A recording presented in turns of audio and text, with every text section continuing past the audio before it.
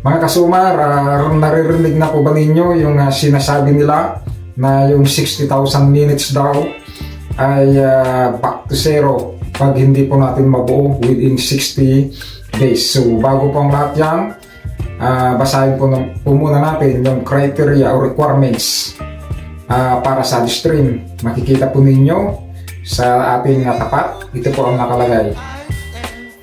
Eligibility requirements for video on demand. Ito po yung ad-stream, mga kapatid. 5,000 followers, 60,000 total minutes viewed in the last 60 days. This can include on demand, live or previously live videos. This does not include minutes viewed from cross-posted, posted or paid watch time. Page has at least 5 active videos. Videos can be on demand or previously live, but this does not include active cross-posted videos. So ito naman po yung Tagalog dun sa 60,000. 60,000 kabuuang minutong tinignan sa nakalipas na 60 araw. Maaring kabilang dito ang on-demand, live or dati lang live sa mga video. Hindi kasama dito ang mga minutong tinignan mula sa naka-cross-post na boss o may bayad na oras ng panonood.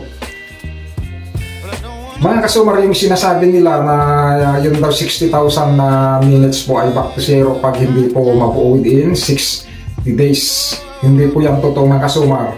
Kung totoo yan, di sana marami na pong, kung totoo sana, di sana nagka-back to zero na yung aking minutes na naipon ko dun sa aking 60k minutes. At ibig din sabihin dyan, mapapagod tayo o sayang lang yung pagod po natin kung mawawala o magbaback to zero yung ating 60,000 minutes. Ganito kasi yan, mga kasumar. Halimbawa, yung first 60 days natin ay nakabuo tayo ng 20,000. Okay? Halimbawa, September 25, September, October, November, September 25 to November 25, yan yung 60 days. Yan yung first 60 days mo, nakabuo ka ng 20 minutes, 20,000 minutes. Okay? Ngayon, yung pangalawang 60 days mo is November 25 to January 25, yan yung second 60 days mo. Halimbawa, yung nagsimula ka ulit sa November 25, naka 50,000 minutes ka, plus yung per 60 days mo na 20, so 70,000 na. May mga kasumarang nangyayari dyan, hindi po kayo ma-approvean. Bakit? Kasi yung 60,000 hindi mo yan nabuo o hindi mo yan nabuo within 60 days.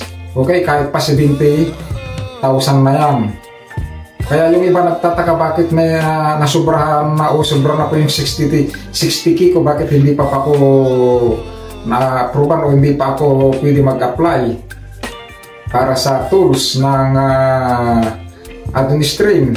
Kasi mga kasumar, hindi mo kasi mga kasumar hindi mo nabuo yung requirements ni Meta na dapat yung 60,000 mabuo mo within 60 days.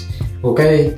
Kasi kahit 17k na yung minutes mo, pero dalawang 60 days naman na bago mo nabuo. Halimbawa 20,000 yung naunang 60 days mo, tapos yung pangalawa is nasa 50 halimbawa na yung nabuo mo, o di 70 na. Hindi ka pa ma-approvean. Dapat yung bago magtapos yung ikalawang 60 days mo, mabuo mo yung 60,000 para ma-approvean ka. So halimbawa yung second 60 days mo, nabuo mo agad yung 60k, tapos plus yung first 60 days mo na 20 to 60, 70, 80, dyan ka na ma-approvean. Ganyan po yung tunay na paliwanag dyan, mga kasumar. Okay? Kaya ang dapat gawin para mabuo mo agad yung 60k minutes mo within 60 days, dapat tuloy-tuloy lang yung live mo, tuloy-tuloy lang yung paggawa mo ng reels, tuloy-tuloy lang yung mga paggawa mo ng long video kasi yan mai-add lahat dun sa ating 60k.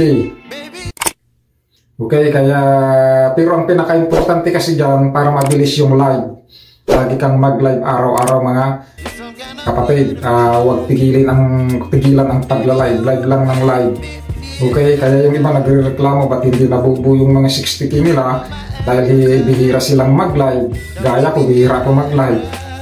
So dapat para mabuo ninyo agad ay mag-live palagi, mag-schedule kayo ng live araw-araw. Okay, so sana may maliwanag sa inyo. Pasensya na po kayo kung medyo mabubulol ako at magulo yata ang explain ko.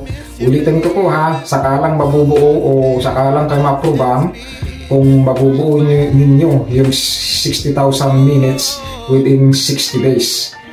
Okay, kahit pa yung first 60 days mo ay nasa 15 na, tapos yung pangalawa is nasa 10k na, so 60 na hindi pa rin kayo ma-approvean. Dapat yung ikalawang 60 days mo mabuo mo yung 60k minutes para ma-approvean na kayo mga kapatid. Yan lang po yung ating paliwanag. Sana pag-share po yung ating video para malaman po ng iba. Don't forget to share yung ating video sa ating YouTube channel.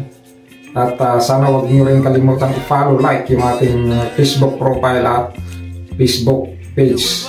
Okay, maraming salamat mga kapatid. God bless you all.